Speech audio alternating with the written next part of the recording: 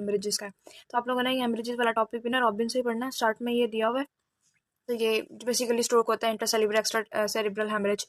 तो ये आप लोग दफ़ा अच्छे से पढ़ लेना। बाकी जिसकी सारी मेन पॉइंट्स ना वो मैं अभी आप लोग को यहाँ पे करवा देती हूँ। पहले हम लोग बात करते हैं इंट्रा सेरिब्रल हेमरेज की। तो जो इंट्रा सेरिब्रल हेमरेज की जो कॉज होती है ना वो आती है एमसीक्यूज में। अब हर हेमरेज को ना कोई एन्यूरिज्म होता है जिसकी वजह से हमारे पास हेमरेज हो रहा होता है। तो जो हमारे पास इंट्रा सेरिब्रल हेमरेज होती है ना इसकी कॉज होती है हमारे पास Charcot Bouchard aneurysm. Charcot Bouchard aneurysm. इस एन्यूरिज्म की वजह से हमारे पास इंट्रासेरिब्रल हेमरेज हो रहा होता है। एक और एन्यूरिज्म हम लोग अभी आगे जाके पढ़ते हैं, उसकी वजह से हमारे पास सब एरेकनॉइड हेमरेज हो रहा होता है। तो इस तरीके से आप लोगों ने डिफरेंशिएट करने के लिए याद रखना है कि चारकोट बुचार्ड की वजह से हमारे पास इंट्रासेरिब्रल हेमरेज हो रहा था। अब एक और इंपॉर्टेंट पॉइंट है वो ये कि इंट्रासेरिब्रल हेमरेज में हमारे पास कौन सी जो वेसल्स होती हैं वो रप्चर होती हैं, तो वो होती है हमारे पास लेंटिक्यूलोस्ट्राइएट वेसल्स। जो लेंटिक्यूलोस्ट्राइएट वेसल्स होती हैं वो डैमेज हो जाती हैं, या उनके डैमेज की वजह से हमारे पास ये हेमरेज जो होता है वो हो रहा होता है। अब ये चीज़ें आप लोगों को सिर्फ यहाँ पे हेल्प नहीं करेंगी, this will help you in your CNS medicine too, even in your वो न्यूरो सर्जरी एज वेल। तो आप लोगों ने इसलिए इनको इन जो ये छोटे छोटे पॉइंट है ना इनको अच्छी तरीके से मेमोराइज रखना है, अभी के लिए नहीं, अपनी शॉर्ट टर्म मेमोरी के लिए, अपनी लॉन्ग टर्म मेमोरी के लिए, कि आप लोगों को आगे जाके भी ये काम आएंगी। तो चारकोट बुचार्ड एन्यूरिज्म हम लोगों ने एक पॉइंट याद रखना है, लेंटिकुलर स्ट्राइएट वेसल्स याद रखनी है इन केस ऑफ इंट्रासेरिब्रल हेमरेज। अब सेकंड हम लोग बात करते हैं एक्स्ट्रा ड्यूरल हीमाटोमा। अच्छा, हेमरेज और हीमाटोमा एक ही बात होती है, इनका मतलब होता है कम्बिनेशन ऑफ ब्लड। अगर हम लोग बात करें अपनी अब एक्स्ट्रा ड्यूरल हीमाटोमा की, तो एक्स्ट्रा ड्यूरल हीमाटोमा या हेमरेज जो जब भी देगा ना तो वो ना आप लोगों को दो बातें लाजमी बताएंगे सिनेरियो में। एक तो वो देंगे ल्यूसिड इंटरवल। ल्यूसिड इंटरवल ये सबसे ज़्यादा की पॉइंट है हमारा एक्स्ट्राड्यूरल हीमाटोमा का। जब भी इन्होंने एक्स्ट्राड्यूरल हीमाटोमा देना होता है तो ल्यूसिड इंटरवल लाजमी देते हैं। और सेकंड वो ये कहेंगे सीटी स्कैन के ऊपर ना लेंस शेप जो है हमारे पास हेमरेज अपेयर हो रहा होगा, लेंस शेप अपेयरेंस आ रही होगी। तो आप लोगों ने इससे समझ जाना है कि लेंस शेप जब भी लिखा हुआ है और ल्यूसिड इंटरवल तो एक्स्ट्राड्यूरल हीमाटोमा है। और एक बात बताती हूँ, ये जो इंट्रासेरिब्रल हेमरेज होता है ना ये ड्यू टू हाइपरटेंशन की वजह से हमारे पास हो रहा होता है। थर्ड पॉइंट देखते हैं। थर्ड जो हमारे पास हीमाटोमा है वो होता है हमारे पास सब ड्यूरल हीमाटोमा। तो सब ड्यूरल हीमाटोमा में ये होता है कि हमारे पास सीटी स्कैन के ऊपर ना हमारे पास जो क्रिसेंट शेप्ड हेमरेज अपेयर हो रहा होता है। क्रिसेंट शेप का मतलब होता है हाफ मून ना। तो क्रिसेंट शेप हमें मिलता है सब ड्यूरल में, और एक्स्ट्रा ड्यूरल में हमें लेंस शेप्ड हेमरेज मिल रहा होता है। हम लोग लास्ट हेमरेज पढ़ते हैं अपना सब एरेक्नॉइड हेमरेज। अब सब एरेक्नॉइड हेमरेज की ना एक बहुत अच्छा डिफरेंशिएटिंग पॉइंट होता है वो ये कि ना जब सब एरेक्नॉइड हेमरेज होता है ना किसी पेशेंट का, तो हम लोग ना इसका सीएसएफ लेते हैं। तो सीएसएफ में ना हमें मिलता है ब्लड। तो सीएसएफ में ब्लड मिलता है और पेशेंट आपके पास पेशेंट इस तरीके से प्रेजेंट करेगा कि मुझे वर्स्ट हेडेक है लाइफ का, मतलब जिंदगी में वो आपको एग्जैक्ट यही वर्ड्स कहेगा कि मुझे जिंदगी में ना कभी इतना बुरा हेडेक नहीं हुआ जितना मुझे अब हेडेक होता है। तो जब भी आप सिनेरियो में देखोगे या पेशेंट के प्रेजेंटेशन में देखोगे वर्स्ट हेडेक वो कह रहा है, इसका मतलब है हमारे पास आपका पहला पहला ध्यान जाना चाहिए सब एरेक्नॉइड हेमरेज के ऊपर। अभी क्यों होता है, इसकी जो कॉज होती है होता है हमारे पास बेरी एन्यूरिज्म। बेरी एन्यूरिज्म, अभी मैं आपको बेरी एन्यूरिज्म से रिलेटेड दो तीन बातें बताती हूँ, लेकिन आप लोगों ने याद रखना है कि जो इंट्रासेरिब्रल हेमरेज था वो था चारकोट बुचार्ड एन्यूरिज्म की वजह से, और जो सब एरेकोनॉइड हेमरेज है उसकी कॉज है हमारे पास बेरी एन्यूरिज्म। थर्ड वन आपको बताती हूँ, जब हमें इसके सीएसएफ में ब्लड मिलता है तो हमारे पास क्या होता है कि आरबीसी, जैसी बात है ब्लड में आरबीसी होते हैं ना, तो हमें आरबीसी मिलते हैं। आरबीसी की जब ब्रेकडाउन होती है तो बिलीरुबिन मिलता है, तो पेशेंट प्रेजेंट करता है सिंथोक्रोमिया के साथ ना। तो वो भी हमारे पास एक डिफरेंशिएटिंग पॉइंट होता है। तो ये मेरे पास एक बातें होंगी। अब मैं आपको ना यहाँ बताती हूँ बेरी एन्यूरिज्म से रिलेटेड एक दो बातें। ये जो बेरी एन्यूरिज्म होता है ना इसकी जो एसोसिएशन होती है ना वो दो चीज़ों के साथ होती है। एक होती है इसकी मार्फन सिंड्रोम के साथ, आपने मार्फन सिंड्रोम पढ़ा होगा वो कनेक्टिव टिश्यू डिसऑर्डर्स के अंदर। एक होती है इसकी मार्फन सिंड्रोम के साथ, और एक होती है आपने ना किडनी में पढ़ा होगा एक polycystic kidney disease. Polycystic kidney disease adult के अंदर ना, तो इसकी एसोसिएशन ना जो जिसकी एसोसिएशन होती है ना वो बेरी एन्यूरिज्म के साथ होती है। ये बेरी एन्यूरिज्म के एसोसिएशन मार्फन सिंड्रोम और पॉलीसिस्टिक किडनी डिजीज के साथ होते हैं। जब भी पेशेंट को इन दोनों में से कोई एक डिजीज होती है ना तो उसको बेरी एन्यूरिज्म हो जाता है। और जब बेरी एन्यूरिज्म होता है तो बहुत ज्यादा चांसेस होते हैं सब एरेकोनॉइड हिमाटोमा डेवलप होने के। तो इसलिए आप लोगों ने एसोसिएशन याद रखनी है कि जब ये दो डिजीज होंगी तो पेशेंट सब एरेकोनॉइड हिमाटोमा। अब हम लोग के पास है सीएनएस के ना ट्यूमर्स। अब सीएनएस के ना ट्यूमर्स इंपॉर्टेंट है, इसमें भी ना दो जो हमारे पास ट्यूमर है ना वो सबसे ज़्यादा इंपॉर्टेंट है। एक हमारे पास ग्लियोब्लास्टोमा मल्टीफॉर्म इंपॉर्टेंट है और एक मेनिंजियोमा इंपॉर्टेंट है। अब मैं आप लोगों को ना इन दोनों का ना डिफरेंस बताती हूँ। एक ग्लियोब्लास्टोमा मल्टीफॉर्म का, एक और दूसरा हमारे पास मेनिंजियोमा। ये दोनों आप लोगों ने बहुत अच्छे तरीके से तैयार करना है। ग्लियोब्लास्टोमा मल्टीफॉर्म के बारे में जो सबसे इंपॉर्टेंट एमसीक्यूज है वो ये है कि ये most common primary malignant tumour है। Primary malignant tumour in adults, most common. तो ये यही एमसीक्यूज आता है कि ग्लियोब्लास्टोमा मोस्ट कॉमन ट्यूमर है किनका और कौन सा? तो प्राइमरी मैलिग्नेंट ट्यूमर है एडल्ट में, या ये आ जाता है कि which one of the following is a most common primary malignant tumour in adult. तो आप लोगों ने मैलिग्नेंट से याद रखना है कि मैलिग्नेंट इज ग्लियोब्लास्टोमा मल्टीफॉर्म। देखो ये भी एम है और ये भी एम है। और meningioma is a most common benign tumour of adult. ये हमारे पास कौन सा है? बिनाइन ट्यूमर है। तो ये 2 पॉइंट हो गए हमारे पास। ये भी अडल्ट के अंदर होता है। अडल्ट के अंदर benign tumour most common is meningioma, adult के अंदर malignant tumour most common is glioblastoma multiforme. अच्छा, अपना ग्लियोब्लास्टोमा के लिए हमारे पास 2 पॉइंट इंपॉर्टेंट हैं, वो ये कि एक तो ना ये ना कॉर्पस क्लोसम को क्रॉस कर जाता है। जो बाकी सीएनएस के ट्यूमर है ना वो कोई भी स्ट्रक्चर क्रॉस नहीं करते, लेकिन ग्लियोब्लास्टोमा सिर्फ और सिर्फ कॉर्पस कैलोजम को ना क्रॉस कर जाता है। ये बात भी एमसीक्यूज है कि which one of the following tumour या लियन क्रॉस द कॉर्पस कोलोसम। तो कौन सी होती है? ग्लियोब्लास्टोमा मल्टीफॉर्म। और सेकंड पॉइंट ये कि ना इसमें हमारे पास बटरफ्लाई शेप्ड लियन मिलती है। बटरफ्लाई शेप लियन आप लोगों को ना इसके अलावा किसी भी और सीएनएस ट्यूमर में नहीं मिलेगी। तो बटरफ्लाई शेप लियन हमें मिलती है सिर्फ ग्लियोब्लास्टोमा मल्टीफॉर्म के अंदर। अब हम लोग इसी तरह बात कर लेते हैं मेनिंजियोमा की। मेनिंजियोमा में हमें क्या होता है? ये स्पेस ऑक्यूपाइंग लियन होती है। ये बटरफ्लाई शेप लियन थी और ये हमारे पास स्पेस ऑक्यूपाइंग लियन होती है। स्पेस ऑक्यूपाइंग लियन के अलावा इसका एक डिफरेंशिएटिंग पॉइंट ये होता है हमारे पास कि ना इसमें समोमा बॉडीज मिलती हैं। आप लोग जहाँ कहीं भी समोमा बॉडीज पढ़ोगे ना तो वो एमसीक्यूज है। Psammoma bodies are very high yield, ये बहुत इंपॉर्टेंट है, इनमें से बहुत एमसीक्यूज आते हैं। तो समोमा बॉडीज हमें कहाँ मिलती है? मेनिंजियोमा में मिलती हैं। ये इवन के मेरे प्रॉफ का भी एमसीक्यूज था। तो मेनिंजियोमा के 2 पॉइंट हो गए, एक तो स्पेस ऑक्यूपाइंग लियन होती है, दूसरा इसमें हमारे पास जो कैरेक्टरिस्टिक वर्ड है वो है हमारे पास समोमा बॉडीज। अदर देन दिस आप लोगों को ना एक बात बताती हूँ कि जो ये हमारे पास होता है ना न्यूरोफाइब्रोमटोसिस, ये मैं आप लोग को अलग पॉइंट बताने लगी हूँ। न्यूरो फाइब्रोमटोसिस टाइप 2, इसकी वजह से ना हमारे पास होता है बायलेटरल श्वानोमा। एक तो श्वानोमा यूनिलेटरल होता है ना, जो बायलेटरल श्वानोमा होता है ना, बायलेटरल श्वानोमा उसकी जो हमारे पास कॉज होती है ना वो न्यूरोफाइब्रोमटोसिस टाइप 2 होती है। लेकिन अगर सिंगल इन्वॉल्व करेगा ना तो होगी हमारे पास मल्टीपल मेनिंजियोमा। लेकिन बायलेटरल श्वानोमा होगा ना तो वो होगा फाइब्रोमटोसिस टाइप 2। कंफ्यूज ना हो जाना, ये मैं थोड़ी सी आगे वाली बात बता रही हूँ। बस ये याद कर लेना कि जब भी बायलेटरल श्वानोमा लिखा हुआ होगा ना तो उसकी कॉज होती है न्यूरोफाइब्रोमटोसिस टाइप 2। अब हम लोग डिस्कस करते हैं थोड़ी पॉलीसिस्टिक एस्ट्रोसाइटोमा के बारे में ना। जो ये होता है हमारे पास पॉलीसिस्टिक एस्ट्रोसाइटोमा। तो पॉलीसिस्टिक एस्ट्रोसाइटोमा का जो हमारे पास कैरेक्टरिस्टिक पॉइंट होता है वो होता है हमारे पास रोजेंथल फाइबर्स। ये तो एग्जैक्ट यही आता है, रोजेंथल फाइबर्स। नाम ही लिखा हुआ होगा कि हमें रोजेंथल फाइबर्स मिले हैं ऑन माइक्रोस्कोप। तो बताओ कि ये कौन सा ट्यूमर है। और इसकी सेकंड पॉइंट जो इंपॉर्टेंट है वो ये कि ये मोस्ट कॉमन सीएनएस ट्यूमर है चिल्ड्रंस का। अभी तक हम लोगों ने ये दोनों अडल्ट के पढ़े थे ना, अभी तक हम लोगों ने चिल्ड्रन का कोई नहीं पढ़ा था। तो ये चिल्ड्रन का मोस्ट कॉमन जो हमारे पास ट्यूमर है, और ये क्या करता है? ये सेरिबेलम को इन्वॉल्व करता है। इससे पहले हम लोगों ने पढ़ा भी कि जो ये ग्लियोब्लास्टोमा में कॉर्पस कलोजम को बेसिकली इन्वॉल्व करता है ना, क्रॉस कर रहा था। जो पाइलोसिस्टिक एस्ट्रोसाइटोमा ये किसको करता है? सेरिबेलम को इन्वॉल्व कर लेता है। वो क्रॉस कर रहा था लेकिन ये इन्वॉल्व कर रहा है, ये क्रॉस करके कहीं और नहीं जा रहा। इसके अलावा एक ट्यूमर पढ़ते हैं मेड्यूलोब्लास्टोमा, ये भी इंपॉर्टेंट है। जो हमने नेक्स्ट पॉइंट डिस्कस करना है ना वो हम लोगों ने करना है मेड्यूलोब्लास्टोमा का। मेड्यूलोब्लास्टोमा के अंदर हमें 2 कौन से कैरेक्टरिस्टिक पॉइंट मिलते हैं? इवन के जिसके 2 कैरेक्टरिस्टिक पॉइंट थे ना, मेरे एग्जामिनर ने, मेरे एक्सटर्नल ने मुझे पूछा था कि क्या होते हैं। इसमें एक तो हमें मिलते हैं स्मॉल राउंड ब्लू सेल्स, और दूसरा कैरेक्टरिस्टिक पॉइंट इसका जो होता है वो होता है हॉर्मर राइट रोजेट्स। मैं आपको ना इसकी डेफिनेशन बताती हूँ कि ये हॉर्मर राइट रोजेट्स होते क्या हैं। हॉर्मर राइट रोजेट्स, अब जो राउंड ब्लू सेल्स होती है ना, इनकी डेफिनेशन होती है स्मॉल बेसोफिलिक एपिथेलियल सेल्स होते हैं। जो स्मॉल बेसोफिलिक एपिथेलियल सेल्स होते हैं उनको बोलते हैं हम लोग स्मॉल ब्लू सेल्स। और जो हॉर्मर राइट रोजेट्स होते हैं ज़्यादा सेल्स अरेंज अराउंड न्यूक्लियस। तो वो वाले सेल जो न्यूक्लियस के अराउंड होंगे वो हमारे पास क्या होगा?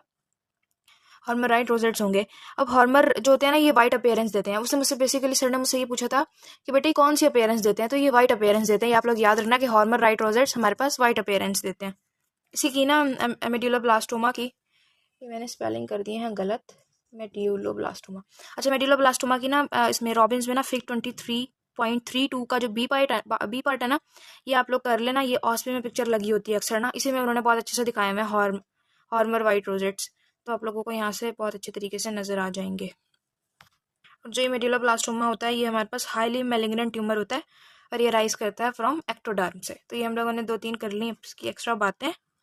इसके अलावा अब हम लोग चलते हैं अपने नेक्स्ट ट्यूमर पर। अच्छा, एक और बात बताती हूँ, ये जो हमारे पास होते हैं ना होमर वाइट रोजेट्स, ये वाले होमर वाइट रोजेट्स ये हम लोगों को न्यूरोब्लास्टोमा में भी मिलते हैं। हॉजकिन लिम्फोमा आ गया, इंपॉर्टेंट, ये मुझे याद आ गया। हॉजकिन लिम्फोमा में ना हमें हमेशा रीड स्टेनबर्ग सेल्स मिलते हैं। उन्होंने यही दिया होता है कि रीड स्टेनबर्ग सेल्स हमें कौन से इसमें मिलते हैं ट्यूमर में, तो ये मिलते हैं हॉजकिन लिम्फोमा में। ग्लियोब्लास्टोमा के ना मैं आप लोगों को ना 2 पॉइंट्स और बताती हूँ। ग्लियोब्लास्टोमा मल्टीफॉर्म के, ग्लियोब्लास्टोमा मल्टीफॉर्म में ना हमें 2 पॉइंट्स और मिलते हैं जो मैंने आप लोग को पहले बताया, उसके अलावा आप लोग लिख लेना। इसमें एक तो ग्लोमेरुलॉइड बॉडी मिलती है हमें, ग्लोमेरुलॉइड बॉडी। कि मैं आप लोग को रेट्रिस्टिक पॉइंट इसलिए बता रही हूँ ताकि अगर आप लोग लिखते हुए भूल भी जाओ ना, अगर मॉर्फोलॉजी भूल जाओ तो ये आप लोग को मॉर्फोलॉजी में लिख सकते हो, ठीक है। ये वैलिड पॉइंट्स है, गलत नहीं होंगे। सूडो पैलिसेडिंग नेक्रोसिस, एक आप लोगों को ये करवाने का मकसद ये भी है क्योंकि जब मैं अपना प्रॉप देने गई थी तो मैं पैथो की सारी पैथोजेनेसिस और सारी जो ये मॉर्फोलॉजी में भूल रही थी। तो इससे आप लोगों को फायदा ये होगा कि हर चीज़ के ना 2-3 जो मेन पॉइंट्स है ना वो आप लोगों के पास आ जाएंगे in the form of notes. तो अगर आप बहुत सब कुछ भूल भी जाओगे ना तो आप लोगों ने ये 2-3 पॉइंट ही उठा के लिख देना है, गलत नहीं होंगे, आपका बिल्कुल ठीक होगा। तो इस पे ग्लियोब्लास्टोमा मल्टीफॉर्म में एक हमें ग्लोमेरुलाइड बॉडी मिलती है और सूडोपैलिसेडिक नेक्रोसिस मिलता है। तो अगर मॉर्फोलॉजी लिखते हुए भूल जाओ तो 2 पॉइंट मैंने पहले बताए थे वो लिख देना और 2 पॉइंट ये वाले लिख देना, कोई भी गलत नहीं कर सकता। अच्छा, एक न्यूरोफाइब्रोमेटोसिस का एक पॉइंट बता देती हूँ, वो नोट कर लेना। कैफी और लास्ट स्पॉट्स ऑन स्किन मिलते हैं हमें ना इसमें, यहाँ मैं लिख देती हूँ cafe au lait spots on skin. जब ये स्पॉट्स ऑन स्किन आप लोग पढ़ोगे ना, cafe au lait spots on skin, ये हमें कौन से किस में मिलते हैं, तो ये हमें न्यूरोफाइब्रोमेटोसिस में मिलते हैं। टाइप में नहीं है, इसके ना आगे जाके टाइप्स होती हैं। सिंपल न्यूरोफाइब्रोमेटोसिस, नॉट कोई टाइप इन्वॉल्व नहीं होती। जो सिंपल न्यूरोफाइब्रोमेटोसिस होता है उसमें हमें ये स्पॉट्स मिलते हैं स्किन के ऊपर। अच्छा, आप लोग मेनिंजियोमा जब करोगे ना तो एक तो उसमें एक ये बात होती है कि उसमें जो कॉमन म्यूटेशन आ रही होती है ना वो NF2 जीन्स के अंदर आ रही होती है, और जो साइट इन्वॉल्व करती है ना वो ड्यूरामेटर को सबसे ज़्यादा इन्वॉल्व कर रहा होता है। ऐसे क्लिनिकल फीचर्स आते हैं हमारे पास। वर्ल्ड मैस मैं आपको लिखवाती हूँ, मैं आपको मेनिंजियोमा से रिलेटेड ना सारे इंपॉर्टेंट पॉइंट लिखवाती हूँ। एक पहला पॉइंट ये है कि इसमें जो हमारे पास म्यूटेशन आ रही होती है ना वो NF2 के अंदर आ रही होती है, एक पॉइंट। दूसरा पॉइंट ये कि जो सबसे ज़्यादा इसकी मेन पॉइंट होती है ना वो ड्यूरामेटर होता है, ड्यूरामेटर को ये इन्वॉल्व कर रहा होता है। अच्छा, इसके क्लिनिकल फीचर्स के अंदर ना हमारे पास 3-4 चीज़ें मिलती हैं। एक तो हमारे पास पेशेंट को ना ये पैरालिसिस मिलता है, हमें पैरालिसिस होता है। एक हमें हेडेक मिलता है, हेडेक के अलावा हमें वीकनेस मिल रही होती है। ये 3 पॉइंट हमें पेशेंट प्रेजेंटेशन में मिल रहे होते हैं। और अगर हम लोग माइक्रोस्कोप के ऊपर देखें ना तो हमें ये 2 चीज़ें मिल रही होती है। एक तो हमें वर्ल्ड मैस मिल रहा होता है, वर्ल्ड मैस, और रिंग एनहांसिंग लियन मिल रही होती है, रिंग एनहांसिंग लियन। तो ये 3-4 बातें होगी कि म्यूटेशन कहाँ पे थी, प्रेजेंट कहाँ पे होता है, पेशेंट कैसे प्रेजेंट करेगा, यानी क्लिनिकल फीचर्स सिनेरियो में यही दिए होंगे। और ये की पॉइंट्स दिए होंगे जो हम लोग इसकी मॉर्फोलॉजी में माइक्रोस्कोपी के लिए देखेंगे। वर्ल्ड मैस होगा, रिंग एनहांसिंग लियन होगी हमारे पास। आगे फिर इसकी वही वाली बातें इंपॉर्टेंट है कि WHO ग्रेड 1 होता है, किसका WHO ग्रेड 2 होता है, WHO ग्रेड 3 होता है। अच्छा, जो WHO ग्रेड 2 होता है ना उसको एटिपिकल बोलते हैं, जो WHO ग्रेड 2 होता है उसको एटिपिकल बोलते हैं, और जो हमारे पास ग्रेड 3 होता है उसको हम लोग बोलते हैं एनाप्लास्टिक, यानी होता है हमारे पास एनाप्लास्टिक। एक और बात इंपॉर्टेंट है वही सुन लो कि मेटास्टेटिक ना ट्यूमर कौन कौन से होते हैं, ट्यूमर कहाँ कहाँ पे मेटास्टाइट कर सकता है, तो ब्रेस्ट में, किडनी में, लंग्स में, GIT में और स्किन में। ये 5 वर्ड्स ना अपने फिंगर टिप्स पे कर लो, एग्जामिनर पूछेगा कि मेटास्टेटिक ट्यूमर की यहाँ कौन कौन सी साइट्स होती हैं, breast, kidney, lungs, GIT and skin. अच्छा, इसमें बताती हूँ जो ये हमारे पास ग्रेड 1 होता है ना, इसका ग्रेड 1 जो मेनिंजियोमा का जो हमारे पास ग्रेड 1 होता है। अब इस ग्रेड 1 के अंदर एक ट्यूमर आता है हमारे पास मेनिंजोथीलियल, सबसे कॉमनेस्ट हमारे पास मेनिंजोथीलियल ही होता है, और उसमें whorled cluster of cells without visible cell membrane हमें अपेयर हो रहे होते हैं। इसमें जो 4th नंबर पर स्मोमेटस भी होता है उसमें अबंडेंट स्मोमा बॉडीज होती हैं। और इसकी बेसिकली जो ग्रेड 1 होता है ना इसमें हमारे पास 6 आ रही होती हैं। एक होता है मेनिंजोथीलियल, एक फाइब्रोब्लास्टिक, एक ट्रांजिशनल, एक सोमामेटस, नंबर 5 सिक्रेटरी और नंबर 6 माइक्रोसिस्टिक। इसके पास आप लोगों ने नेम्स आने चाहिए। अंदर ये कि सिक्रेटरी में आप ये लिख सकते हैं कि जो इसमें इओजेनिफिक मटेरियल होता है ना, PAS, वो पॉजिटिव मिलता है हमें। माइक्रोसिस्टिक में हमें स्मॉल पैटर्न नहीं मिलते हैं। समोमा में हमें समोमा बॉडीज मिलेंगी। ट्रांजिशनल में हमें मेनिंजोथीलियल भी मिलता है, फाइब्रोब्लास्टिक भी मिलता है, और फाइब्रोब्लास्टिक के अंदर हमें elongated cells with abundant collagen मिलते हैं, और मेनिंजोथीलियल ये सबसे कॉमनेस्ट होता है, और इनमें whorled clusters of cells without visible cell membrane हमें मिल रहे होते हैं। फिर ग्रेड 2 में हमारे पास अगर सिंपल से एक बात करें तो ग्रेड 2 में हमें पैटर्न लेस ग्रोथ मिल रही होती है, माइटोटिक फिगर्स मिल रहे होते हैं, सेलुलैरिटी ज़्यादा होती है, प्लियोमॉर्फिज्म ज़्यादा होता है, न्यूक्लियस टू साइटोप्लाज्मिक रेशियो ज़्यादा होती है। तो आप लोग ये कुछ बातें अपने पास नोट कर सकते हो, और अगर कभी लिखते हुए भूल जाओ तो ये लिख सकते हो। और ग्रेड 3 में आप लोग सिंपल ये बात लिख सकते हो कि रिजेंबल हाई ग्रेड कार्सिनोमा से रिजेंबल कर रहा होता है बस। और जो ये मेनिंजियोमा होता है ना, ये इटसेल्फ बेनाइन ट्यूमर होता है। ओके, इसके अलावा हम लोग डिस्कस करते हैं ओलिगोडेंड्रोसाइटोमा को। जो ओलिगोडेंड्रोसाइटोमा होता है ना, ये हमारे पास ना ओवरऑल 5 to 15% प्रेजेंट होता है, सिर्फ 5 to 15% हमारे पास ये ट्यूमर प्रेजेंट होता है। अब इसकी बातों में हम लोगों ने क्या मेन बातों में ये बात याद करनी है कहना इसमें हमें फ्राइड एग अपीयरेंस मिलती है, फ्राइड एग अपीयरेंस। इसका कीवर्ड तो हमारे पास फ्राइड एग अपीयरेंस हो गया। इसके बाद आप लोगों ने ना 6C याद करने हैं। अब ये 6C क्या है मैं बोलती हूँ, आप लोग नोट कर लेना।